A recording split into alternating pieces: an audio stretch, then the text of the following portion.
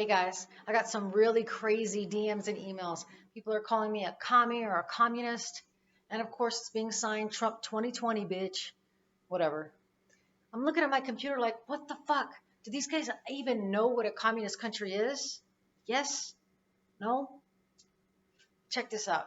These are a few countries run under dictatorship leaders, and over here you have democratic leaders. Now I'm going to take you on a chain of events that has happened over the past 4 years, which can easily be verified with the Google search or a fact check like Snopes or factcheck.org. Why? Because the way these recent chain of events have played out over the past 4 years, it appears our country is headed into uncharted waters. If what it looks like is happening is in fact happening, we have to take a look at that and ask why our country is going that route.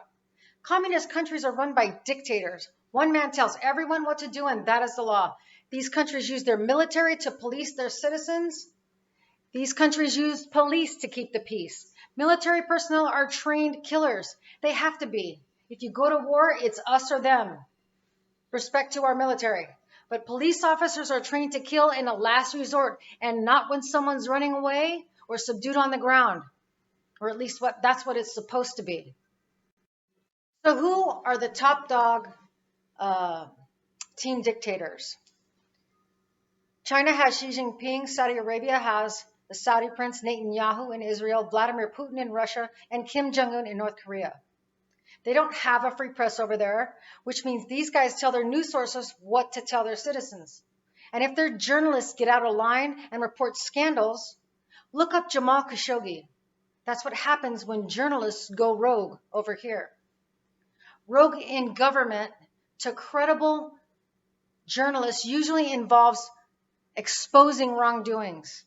And just because the free press exposes the wrongdoings of an administration does not make them fake. Don't you want to know if your government's doing some shady shit under the table? So on Team Democracy, we have Canada with Justin Trudeau. France has Emmanuel Macron, Germany with Angela Merkel, and Mexico has a new president, President Andres. Those countries have a free and fair press. So where does America fit in all this? Historically, America leads democracy. Everyone knows that phrase, leader of the free world, that is us. Democracies are supposed to represent freedom for everybody. Within reason, we have laws. So here's what I don't understand.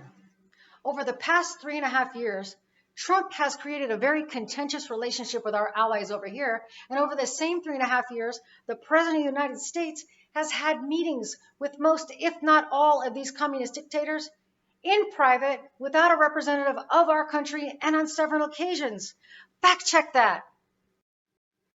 So why wasn't the American government and American media allowed in those meetings, while the other country's government and media were allowed in? Does that sound like shade? What deals were made, and why wasn't that information allowed to be preserved for the history of our country's recordings? Like everything else in our country's history has been recorded, good and bad, but preserved. Why not these? Yesterday, this guy, Justin Trudeau, turned down an invitation to the White House. That's not good. The leader of one of America's allies turns down an invitation to the White House. That represents beef. What's going on? These are our friends. Why don't they want to meet with us? I'm just asking why. From the way shit is unfolded, it appears President Trump is attempting to steer America out of democracies and as the leader of the free world and realign our country with the dictators. And guess what? If that's happening, Trump is a freshman in a school of seniors. What happens to freshmen every year? What goes on in these countries is not good. Search Otto Warmbier. He was an American student who went abroad for a few years ago to North Korea on one of those high school trips. He damaged property by jumping up and tearing down a poster of Kim Jong-un. In these countries, when a teenager damages something or shoplifts and gets caught, you go to juvie. Your parents have to pay restitution and you get your ass beat when you get home. Not here. Nope. Otto got sentenced to 15 years hard labor, and after they tortured him for a few years, leaving him a vegetable and costing their healthcare systems millions of dollars to keep alive, they agreed to send him back home. He came off that plane and in a hospital bed on life support, and 2 days later, his parents let him go. He had no quality of life.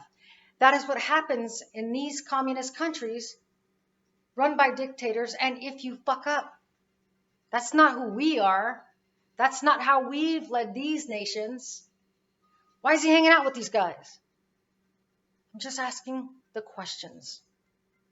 Thanks, guys. I got your back.